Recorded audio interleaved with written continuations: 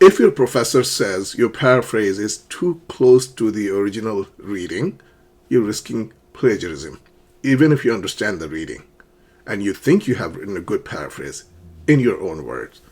I teach college writing, and this is the number one reason students lose points. In the next few minutes, I'll show you a simple formula to paraphrase correctly and safely, and you'll practice writing one with me. So let's begin. A paraphrase conveys the same meaning. A paraphrase is a restatement of a statement made by somebody else, another author. And your professor will ask you to paraphrase an original idea using your own words. So you must use new words to convey the same meaning. So it's tricky, it's twofold. Writing a paraphrase is about retaining the meaning, not changing the original meaning, and changing the language completely. Okay? No opinion at all, because you are paraphrasing someone else's opinion, and the tone must be neutral. Okay? And you also learn to cite the source. So let's begin. A safe paraphrase formula that I have put together for you, I call it the CSR method.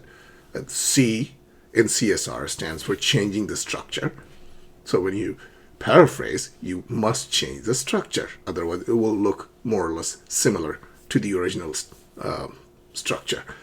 The S in CSR stands for substituting keywords, but you have to be very smart. My students make this mistake all the time. They think, oh, I could just use a synonym. Let's say the original word is challenging, that the task was challenging. They say, oh, the task was difficult, and they think it's a good paraphrase, but that is plagiarism, that is cheating. So simply substituting keywords will not do the trick. That is not a correct paraphrase. Lastly, the R in CSR means reduce or reorganize details. So you have to be very clever, skillful. That is why paraphrasing is such an important skill in college. Okay, let's look at an original statement. Many college students struggle with paraphrasing because they focus on replacing words rather than changing sentence structure. So they understand what they read, hopefully, and then they say, okay, now how do I write the same idea in my own words? So they start looking for synonyms. They will look for similar words. So I can just replace these words, and that will be a good paraphrase. And that is not true. That would be an inauthentic paraphrase. So structure change. Because they don't change sentence structure, many students struggle to paraphrase, right? But this is just an example for you to follow, but there are some issues with the structure first. You see how it says many students, many college students, many students, still the same, struggle, the same verb used, paraphrasing, paraphrase, because they don't change sentence structure. Yeah, so structure is changed, but the language is still very close to home, wouldn't you say? A final paraphrase is college students find it difficult to restate an original sentence in their own words. Notice the language here. The writer is conveying the exact same meaning, but the language is so different.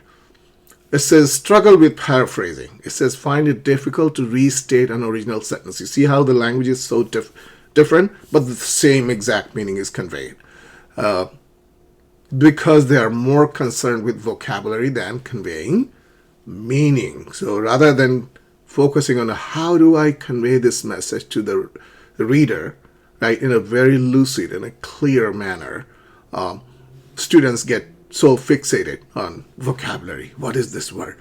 How do I say this word? No, ideas, not word. I tell my students, ideas, not words. So do not focus on vocabulary, but focus on the idea. This is the idea. How do I communicate this idea to the reader? That is your task, okay? All right. Now, let's look at the 3 paraphrasing tools that I have put together for you. Change voice, tool 1. So if the sentence is in the active voice, change it into the passive voice. Clause order change, combine split sentences. We're going to look at one example. The original statement is, researchers observed that stress increases when sleep decreases. Right? The fewer hours of sleep you get, the higher your stress level will be. Let's consider a paraphrase now. A decrease in sleep was associated with higher stress levels, researchers found. You see how this structure is changing now? Researchers observed that stress increases. That's an active voice. And the paraphrase is in the passive voice. Sleep was associated with higher stress levels. So it changes it, makes the sentence almost novel, right? A new sentence. Tool 2. Okay, think more than just synonyms. Don't say, oh, here's another word that has the same meaning. I can use this. I can replace this word with this word, and my paraphrase will be good. But go beyond. Think beyond just synonyms. So nouns to verbs to adjectives. Change, swap word forms too. The analysis showed a significant improvement. So the original sentence uses improvement as a noun. Significant improvement. You could do the results improved significantly. See, changes.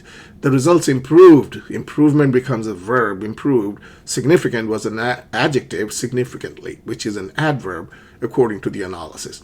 Now, the writer has done it very skillfully. It's a good paraphrase which conveys the same idea, but changing the structure, the language.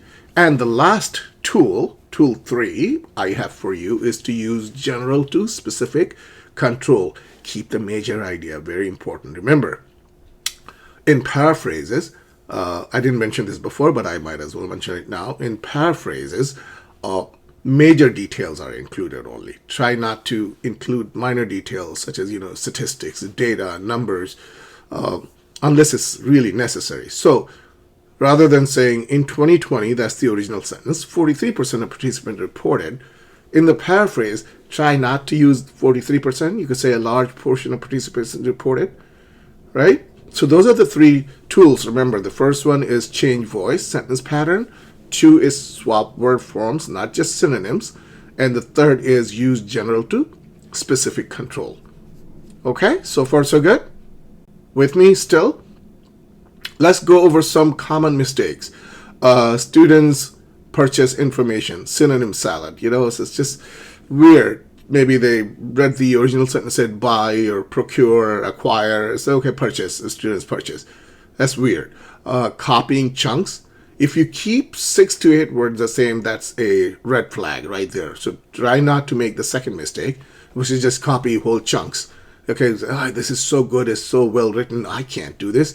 So try to take risks, be confident, right? Be creative, use different words. And the 3rd mistake is that you change the meaning expressed by the author in the original statement. And that's a no-no. Because if the meaning shifts, if there is a slight change in meaning, then it's not a paraphrase. That is, you're misinforming now. Okay? You're a messenger. You're just simply saying X said that. So you refer to somebody, a secondary source, an author, and then you say, this is what they say, this is what their argument is. I am only paraphrasing it. I'm just the writer. I'm conveying a message. Don't shoot the messenger. We have this expression in English. Don't shoot the messenger. Okay, so there is a plagiarism danger test. It is possible there is something called innocent plagiarism, that you did not mean to cheat, you did not mean to plagiarize, but you ended up somehow doing it innocently, not deliberately, not purposely. So I think a good way to avoid this is to take this test, do this test to yourself, put it to the test, whatever you have written, say, did I change the structure? So look what you have written, then read the original statement and match them up and then say, yeah, mine looks very different. It's not the same structure. Did I keep the meaning exactly? Read the original statement again, look at what you have written, and then ask yourself, have I kept the same meaning? Am I conveying the exact same meaning? And if the answer is yes, then you're good, you're safe. Did I avoid long copied phrases? Did I keep the tone neutral? Remember, at no point should you be expressing your personal opinion in a paraphrase. You're not allowed to express your opinion. I believe, I think, I disagree, in my opinion. Not allowed in a paraphrase. Do I need a citation? You also need to cite who your source is. What your source is, rather. Okay? All right, so let's do a guided practice first. The original sentences, technology can improve learning, but students benefit most when teachers provide clear guidance. And I hope you'll agree with me, right? When you are taking a course, and the reason that you're taking this lesson is because you're a college student, you're learning, you want to improve your English. Technology is great, but don't you feel that you excel, you perform really well when teachers give you very clear instructions? This is what I need you to do. Students benefit most from technology when teachers provide clear guidance. It's still close, right? When teachers provide clear guidance, identical almost. But in the paraphrase, you have to be careful. So let's look at the paraphrase and see how it departs from the original statement without changing the meaning. Structurally, it does. It is clear that technology can be conducive to learning, but students excel in their academic performance when the instructor delineates the steps to be taken to complete a task. Clear guidance, delineate, to make it clear, clearly explain. That's what delineates means. Okay? All right, so now you've seen an original sentence and a very good paraphrase. Okay, now let's do this. Here's a statement I have written for you. Academic writers paraphrase to integrate sources smoothly and avoid copying the original language. Pause the video. I'd like you to pause the video now and then write a paraphrase. Okay? You may want to rewind, go back and, study the earlier slides and come back and write a paraphrase. So I'll wait for you to write the paraphrase. Paraphrase the original sentence. All right? Okay.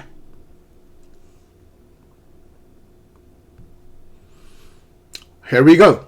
Here is a paraphrase. Academic writers restate other authors' statements using their own words so they can incorporate secondary sources organically without writing the original wording verbatim. Verbatim means word for word, identical. Okay, how do you like the paraphrase? Did you write something closer to what I have written? Now compare the two, the original and the paraphrase. Both of them convey the same exact meaning, right? You don't see any changes in the meaning, but you see the language is completely changed. The structure, vocabulary, everything is changed. Yeah? Good? Okay. Now let's test your knowledge of what you learn about paraphrasing. There's a mini quiz for you. Which is safer? If your professor asks you to write a paraphrase, which is safer? Do you just swap the synonym? You find two similar words and you say, I'm just going to swap it, change it to write this one.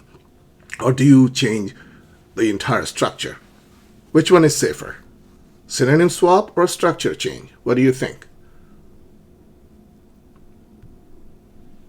Structure change. Synonym swap is not good. That is still cheating. It's plagiarism because it looks very close to the original sentence.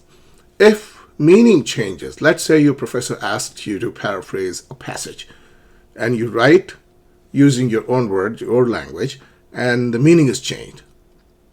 Do you think it's a good paraphrase if the meaning changes? Yes or no? What is your answer? If meaning changes, it's no longer a paraphrase because you're saying something else that is almost giving people misinformation, wrong information. And do you remember we just learned a new method? What does CSR stand for? Do you remember? C means what? And what does S mean?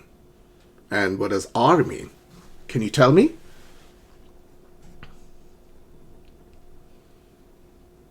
C means change structure. S is substitute smartly. R is reduce the original statement or reorganize, right? If it's in the active voice, change it into the passive voice. All right? Okay, I think you did well. So far, so good. Okay, here's a comment challenge for you. The original statement is students improve faster when they receive specific feedback and revise their writing multiple times. All right? Perhaps you can write this down on a piece of paper or in your notebook. Here's the original statement. And so what is the challenge? Well, my challenge to you is to paraphrase the original statement. Do not change the meaning, but make sure you change structure. So rewrite this sentence, use your own words, change the language completely, but keep the meaning. The meaning should be exactly the same. So I'd like you to write a paraphrase and write it in the comments, okay? Because I read your comments personally. I take time, I sit down, I read, and I reply to each and every student. So I look forward to reading your paraphrase. I hope you enjoyed this lesson. If you have any questions, please write your questions and I'll get back to you, okay? Work hard. Let me know if you have any questions. I will see you in the next video and keep practicing. Take care. Bye-bye.